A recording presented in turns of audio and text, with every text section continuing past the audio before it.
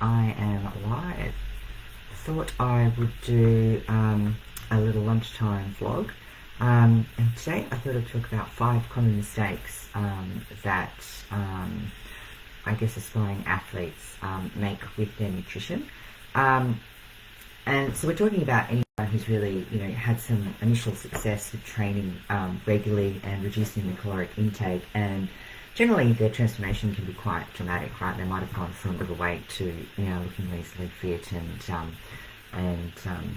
a lot not overweight anymore, basically, right? And some of us can actually just pick that up and basically have initial success. For others, it takes a little bit longer, and there's a few other things going on, right? And hence why a lot of people sometimes have success with diets, and then, for subsequent ones don't tend to. Anyway, so let's go back to these sort of aspiring athletes, and they have had that initial mistake.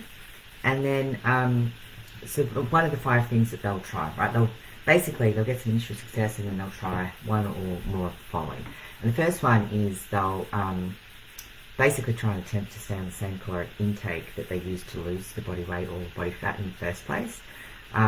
And without realizing, and usually the mentality is, well, I don't want to put that weight on, so I've got to, sort of maintain this new caloric intake. And that's usually quite unsustainable because you're in a calorie deficit, and it creates a whole bunch of other metabolic issues. Plus, you're not feeding your muscles, so it's hard to grow.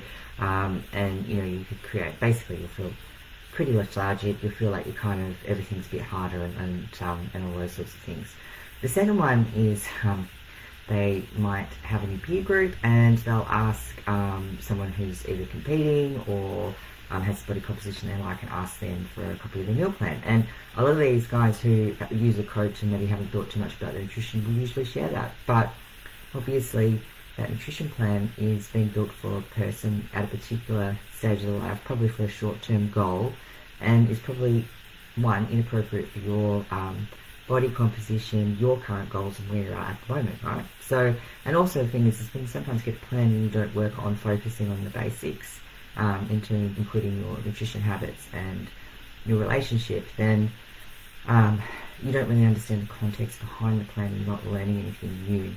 And so that will obviously not really work. And then the other part is that they might become really obsessed with tracking calories and macros. So they've known that, well, if I don't eat below that, then I can do this. But then what tends to happen over time is that you get bored of eating the same food and so on, and so you tend to get creative with what you can fit in, because you want to go out and enjoy the social things and all that sort of stuff. Or you try and eat under your caloric limit during the week, and then you get obsessed about having cheat meals on the weekend, right? And again, it's not necessarily the right type of behaviours to build sustainable habits. How much admin do you want? For eating, sometimes tracking has its place, but really it should only be for a short-term period of time. I wouldn't recommend for most people outside of very few highly professional people in terms of needing to track if they're on a nutrition plan. It does have a place, but for most of us, probably not really. Because if you're an athlete competing, for example, you'll have a plan, and you'll just follow that plan, because we're taking away the bandwidth for you, and we've already discussed what's going to work in the plan, and are making the adjustments as we go according to how your body's responding, and also how you're responding, right? The other one is, as well as that, they tend to rely on all the fitness supplements. So you'll see that their diet will consist of a lot of protein shakes, protein bars, sugar-free goodies, BCAAs, pre-workouts, and a whole bunch of other rubbish that you just don't need and don't work. And that constitutes 40 or 50% of their daily intake. So, I'm not saying that these things are inherently bad, but they are processed, and there are other things that you're probably not getting, and you're robbing yourself of, a whole bunch of nutrients and so on. And probably upsetting your gut health, but anyway, whole different story. And then the other thing that I find is a lot of people go straight to attempting advanced nutrition protocols or really restrictive diets because they understand they're really good for certain things without really understanding the full context or how to apply them appropriately. A classic one is people going to keto and not realizing that you've actually got to keep your protein within a certain amount, as well as your carbs, obviously, which are basically next to nothing.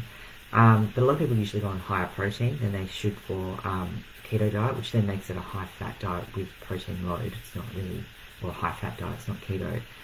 The other thing is as well is they'll like do keto for like 5 days and then go have really heavy carb refeeds. So again, yeah, look, you can do that, but out of context, it doesn't really work. And the other piece that people don't realise as well is that you need to increase level of salt, and working out that appropriate level of salt can be, and potassium and other micronutrients or minerals, is very specific to a person.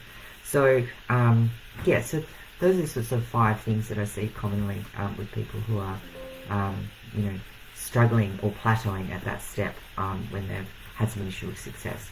Now, personal confession, in my 13 years, 14 years of doing this, I've probably made 80% of those mistakes.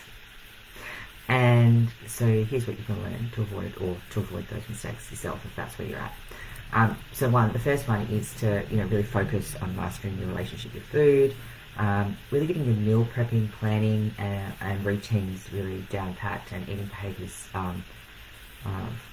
Focus on basically master the basics. All right. Focus on eating more nutrient dense and diverse foods rather than foods that look healthy or interesting.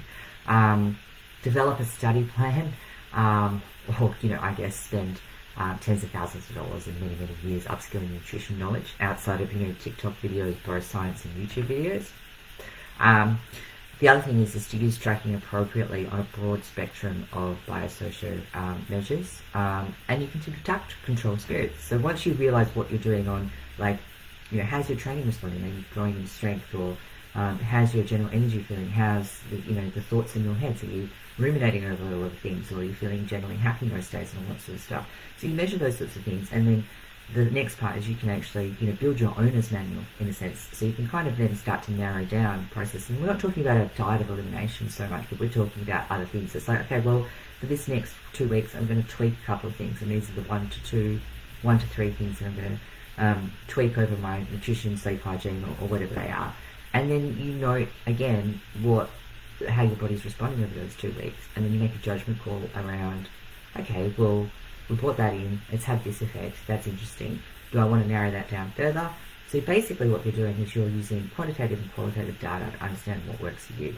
So that's the appropriate way to track. And then again, I wouldn't necessarily say, it depends on you and how much data you want to have on your whole life, but I think sometimes people get obsessed with tracking, for example, using a Fitbit and going, I get my 10,000 steps, and it's like, okay, but is that actually connected to, that's an outcome tracking, but is that actually driving or working towards the outcomes that you're seeking, or the behaviours that you're trying to change? If it's not, then it's a waste of time, right? So the other thing is as well is the fifth option that you have, of course, is to accelerate your transformation journey and maybe engage someone who's been there and done that, or is a qualified nutrition coach. I might happen to know 1 or 2. Anyway, if you want to let me know which of the 5 common mistakes you've made, comment below, or reach out to chat to me personally.